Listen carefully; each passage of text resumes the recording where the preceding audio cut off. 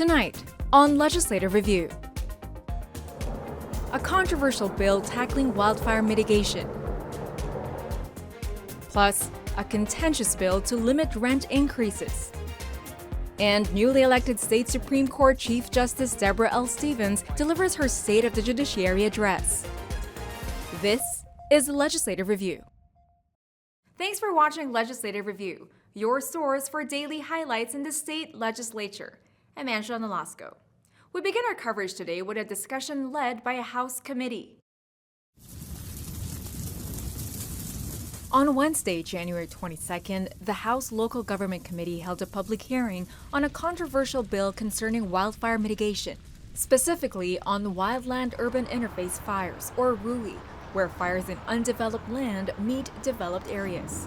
To mitigate wildfire hazards in these areas, the ICC, or International Code Council, develops a so-called WUI code,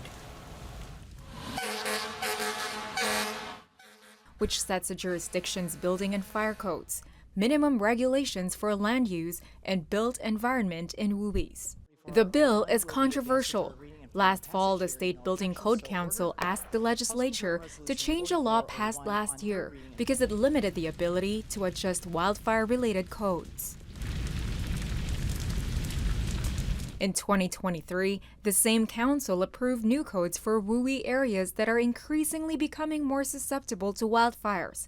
These codes sparked criticism from builders, city planners, and environmental advocates because they found it to be costly, complicated, and the maps unreliable.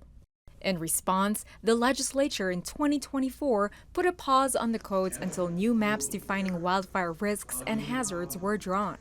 The State Building Code Council has since claimed that it took away their ability to update future codes according to the changing risk of wildfires and halted code progression that could make things more cost-efficient.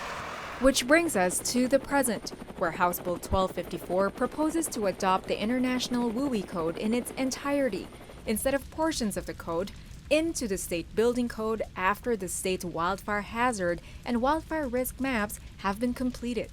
During the public hearing, Democratic Representative Davin Adur acknowledged that the bill they passed last year took the authority of the WUI Code away from the State Building Code Council, did not allow them to amend or update codes, and limited them on what portions they could pass. We passed a bill last year at the very end of session, and mainly because we didn't have time to really have a lengthy conversation, but because we knew that the maps, the WUI maps, needed to be amended. Originally, the maps that were used were developed by DNR, but not for the purposes of identifying wildland-urban interface. I understand because of the maps that some trust maybe was lost in that process, and I'm interested in talking about how we can regain that trust. Dewar said adopting a WUI code strongly influences the availability of companies to provide homeowner insurance to residents in WUI areas. It's important that we have that opportunity to buy homeowners insurance in Washington state, and if we lose that, that's a very significant loss to people's most biggest asset. The bill received support from the Office of the Insurance Commissioner. The availability of insurance is based on risk, and often the perception of risk by the insurance company. Having incomplete WUI building codes does not change the perception of risk for insurers. Insurance is not designed for entire neighborhoods to be destroyed. When a community adopts and enforces robust building codes, it can lead to overall reduced insurance costs for residents due to the decreased risk of widespread damage. By passing this bill, insurance companies will recognize these communities as a safer risk than those that do not adopt and enforce high building code standards. During the hearing, Republican Representative Dan Griffey asked Ford how adopting a WUI code could affect home insurance. I am very concerned if we publish a score that is your property, we give an insurance company another reason to hedge their bet.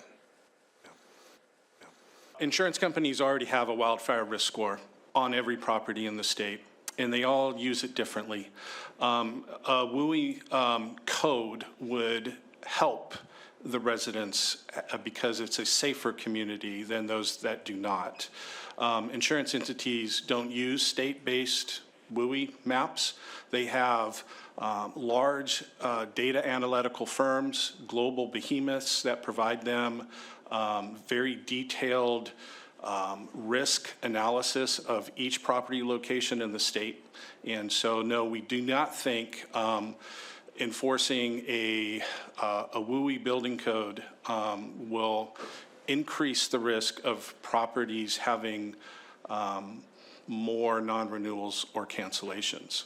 Testifying against the bill, Charlotte Persons of Black Hills Audubon Society said its defensible space requirement would clear all trees within 30 to 100 feet of a home.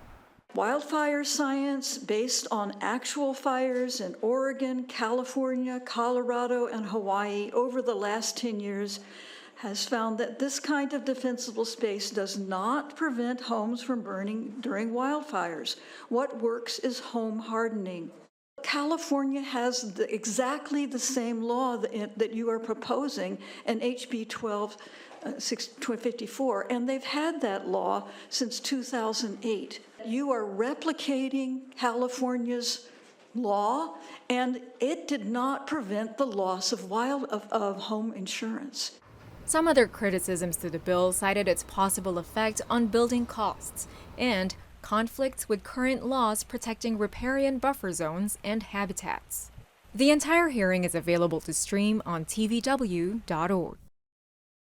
Good afternoon, everyone. Welcome. From the House, we move to the Senate, where members of the Senate Housing Committee met to discuss yet another controversial bill, Senate Bill 5222. The bill proposes to cap yearly rent increases at 7% after the initial 12 months of a tenancy. It would also require at least 6 months' notice for all rent increases that cost 3% or more to give tenants more time to plan for the increase. The bill would also limit all move-in fees to equal a full month's rent, prevent landlords from pricing month-to-month leases differently than fixed-term leases, and give tenants the right to file complaints of landlord violations with the Attorney General. Democratic Senator Yasmin Trudeau sponsored the bill. The statistics are stark. More than 1 million Washingtonians are rent burdened, meaning they spent over 30% of their income on housing. An increase of $100 in median rent for an area results in increases in homelessness by 15% in metro areas. Eviction filings in Washington state have also more than doubled. Supporters say the bill is a balanced policy that prevents excessive rent increases while allowing landlords to raise rent and invest in the property while still making a profit. Testifying in favor of the bill, Shavana McEwen said it's a matter of housing equity. Households of color pay a significantly higher portion of their household income towards rent. People of color are more likely to be rent burdened. People of color are more likely to face housing instability because of the unaffordability of the basic human right of housing. This is what we need. Thank you. Those opposed, however, argue that 1, solving the housing crisis depends on increasing housing inventory, not limiting rent, and 2, that the cap on rent should be increased past 7%. Emily Thompson of GMD Development spoke in opposition to Senate Bill 5222, saying it is an unequal policy. Because landlords do not want to get behind on their economic need and be pushed into the administrative burden of an increase issued 6 months in advance to catch up. The policy and narrative of SB 5222 only serves to reinforce disinvestment and distrust because it does not create fair, balanced policy. As always, the full hearing is available to stream on tvw.org. Newly elected State Supreme Court Chief Justice Debra L. Stevens delivered the State of Judiciary address on the Senate floor. What just isn't necessarily justice. I am proud that Washington's judiciary leads the nation in our transition from punitive justice to restorative practices.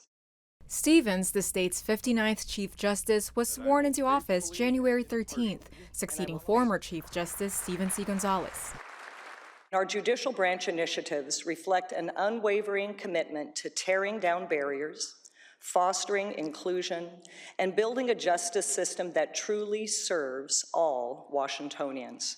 At every level of court, we are accelerating our work to eradicate systemic barriers and better serve vulnerable communities. Stevens will assume the role of the court's spokesperson, presiding over public hearings, and lead the state's Board for Judicial Administration, which makes state judicial policies. That's it for this episode of Legislative Review. Make sure to join us nightly at 8 and 11 for your highlights on the state legislature. And follow us on social media. Have a good night.